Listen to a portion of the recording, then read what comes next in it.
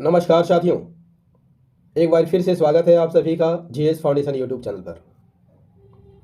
Indian geography यानी भारत का भूगोल काफ़ी इंपॉर्टेंट टॉपिक है। अगर आप किसी भी कम्पिटिटिव एग्ज़ाम की तैयारी कर रहे हो तो वे सभी क्वेश्चन जो एग्ज़ाम में पूछे जाते हैं 1000 प्रश्नोत्तरी की सीरीज में आपको यहाँ पर देखने को मिलेगा। तो आपको करना क्या है, वीडियो को पूरा देखिएगा और अंत तक देखिएगा। आज हम लोग करने वाले हैं सीरीज नंबर 28। इससे पहले 27 सीरीज के माध्यम से हम लोगों ने 675 प्रश्नों को कवर कर लिया है। यदि आपने उन वीडियो को नहीं देखा है तो मेरे प्ले लिस्ट में जाकर देख सकते हैं, या फिर लिंक डिस्क्रिप्शन में दे रखा है, आप वहां पर जाकर देख सकते हैं। यदि आपको इस वीडियो का PDF चाहिए तो इसका भी लिंक डिस्क्रिप्शन में दे रखा है। इसके लिए आप मेरा टेलीग्राम चैनल भी ज्वाइन कर सकते हैं, इसका भी लिंक डिस्क्रिप्शन में दे रखा है। तो चलिए दोस्तों, आज की सेशन की शुरुआत करते हैं अपने पहले प्रश्न से। क्वेश्चन नंबर 676 कहता है कि हिमालय की निम्नलिखित चोटियों को पश्चिम से पूर्व की ओर सही क्रम में विन्यस्त कर कूट की सहायता से सही उत्तर का चयन करें। आंसर क्या होगा दोस्तों, फटाफट करते चलिएगा। यहाँ पर बहुत कम समय में हम लोगों ने 25 प्रश्नों को करना है, ठीक है। तो फटाफट से आंसर को करते चलिएगा। तो सबसे पश्चिम में आपको देखने को मिलेगा नंदा देवी, उसके बाद धौलागिरी, इसके बाद माउंट एवरेस्ट, और सबसे पूरब में देखने को मिलेगा कंचनजंगा। तो आंसर क्या हो जाएगा 3421।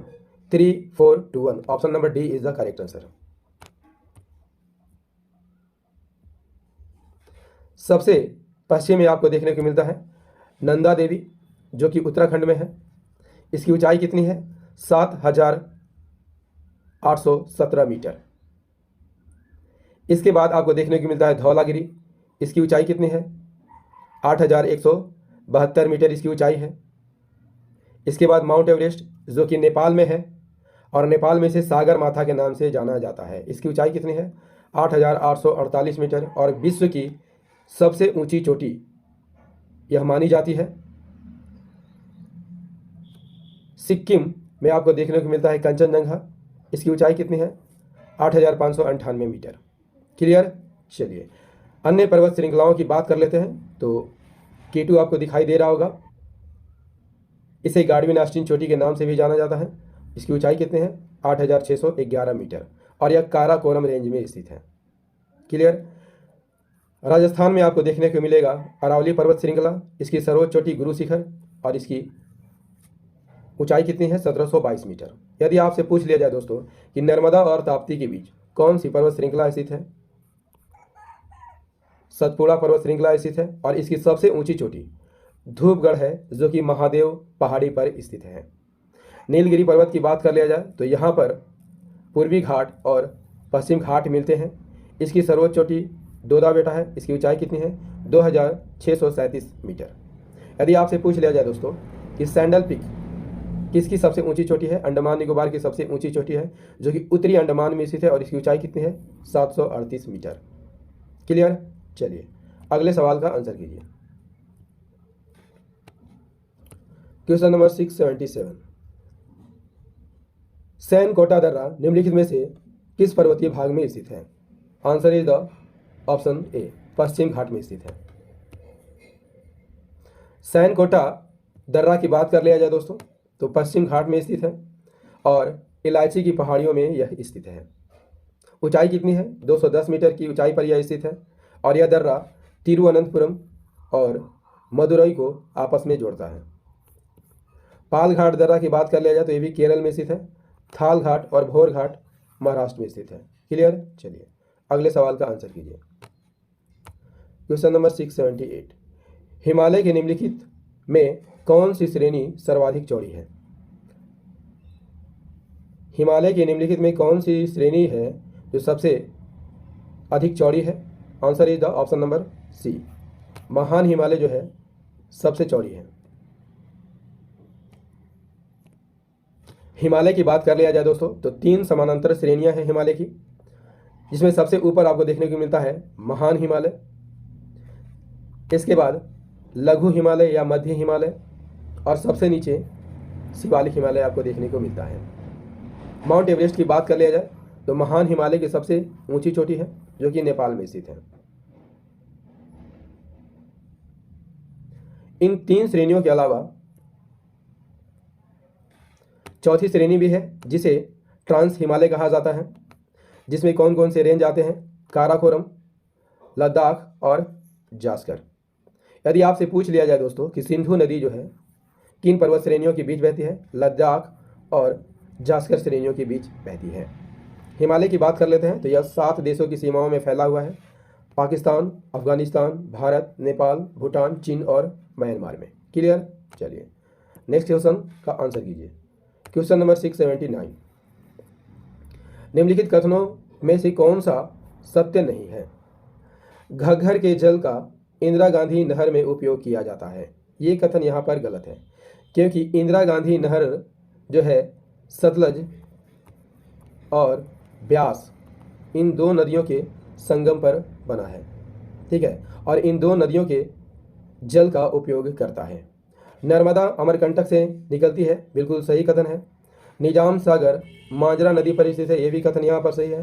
पेनगंगा गोदावरी की सहायक नदी है, ये भी कथन यहाँ पर सही है। तो answer is the option number A. Indira Gandhi नहर की बात कर लेते हैं तो यह राजस्थान की प्रमुख नहर है। इसे राजस्थान की मरुगंगा भी कहा जाता है। राजस्थान नहर जो है सतलज और ब्यास नदियों के संगम पर बना हुआ हरिके बांध से निकाली गई है। क्लियर? चलिए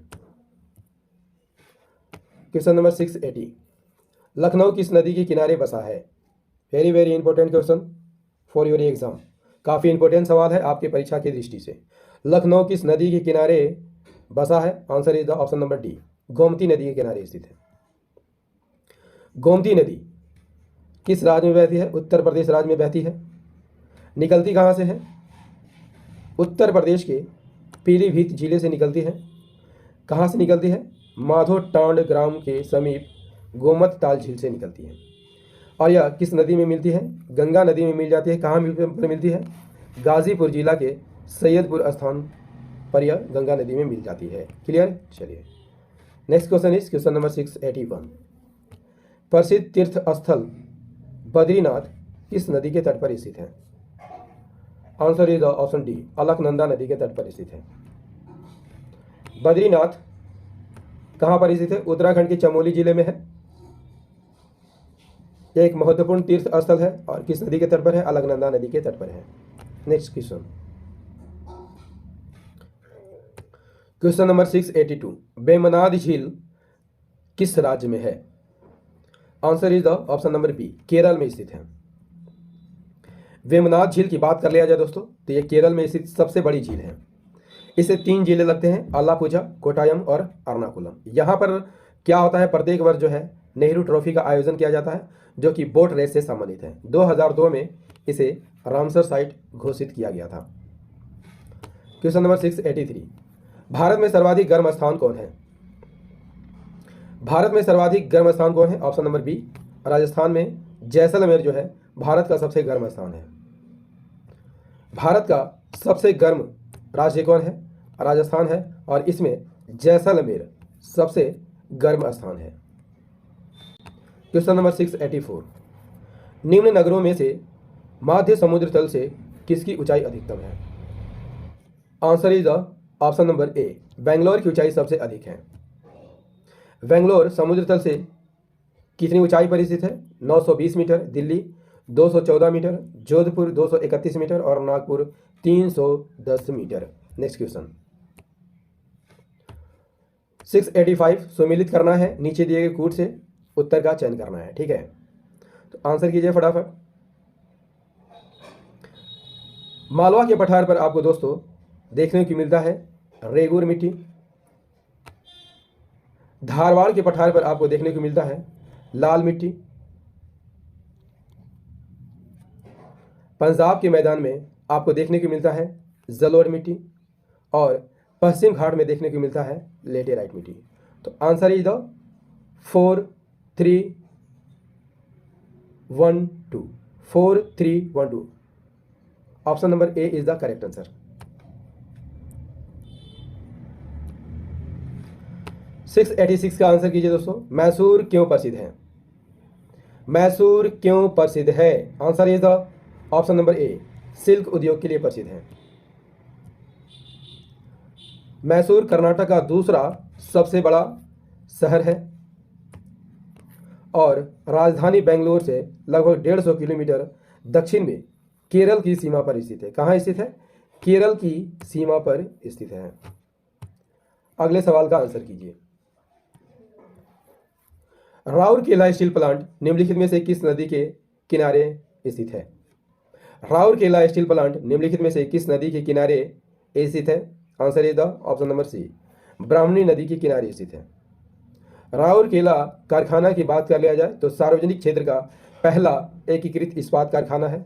किस देश के सहयोग से यह बनाया गया था? जर्मनी के सहयोग से बनाया गया था और यह सेल के अंतर्गत संचालित होता है। इसका उद्घाटन 1959 में किसने किया था? राष्ट्रपति डॉक्टर राजेंद्र प्रसाद ने किया था।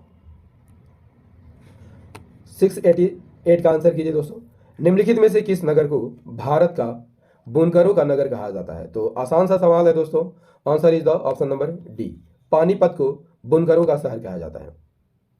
पानीपत को बुनकरों का शहर कहा जाता है, कपड़ा शहर के नाम से जाना जाता है और कास्ट ऑफ कैपिटल के नाम से भी जाना जाता है। कास्ट ऑफ कैपिटल किस कारण कहा जाता है? क्योंकि यहाँ वस्त्रों की रिसाइकलिंग के लिए वैश्विक केंद्र है और इसी के कारण जो है इसे कास्ट ऑफ कैपिटल कहा जाता है। क्लियर? चलिए अगले सवाल का आंसर कीजिए। क्वेश्चन नंबर 689, मथुरा तेल शोधनशाला के लिए कच्चा खनिज तेल कहाँ से मिलता है? Answer is the option number A, Mumbai high क्षेत्र से। मथुरा तेल शोधन कारखाना किस राज्य में है? उत्तर प्रदेश के मथुरा में है और यह किसके स्वामित्व में कार्य करता है? इंडियन ऑयल के स्वामित्व में कार्य करता है और यहाँ पर बम्बई हाई और नाइजीरिया से आने वाला कच्चा तेल क्या किया जाता है? शुद्ध किया जाता है। इसकी स्थापना कब हुई थी? 1982 में। क्वेश्चन नंबर 690, सूची 1 और सूची 2 को सुमेलित कीजिए। उत्तरांचल में क्या है? राजाजी राष्ट्रीय उद्यान। क्लियर? असम में आपको देखने को मिलता है मानस अभयारण्य,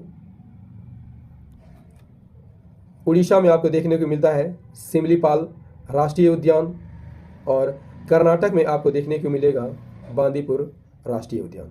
क्लियर? तो answer is the 2431 option number B is the correct answer. Question number 691, Vivekananda rock कहाँ स्थित है? विवेकानंद रॉक कहाँ स्थित है? Answer is the option number D, Tamil Nadu में स्थित है।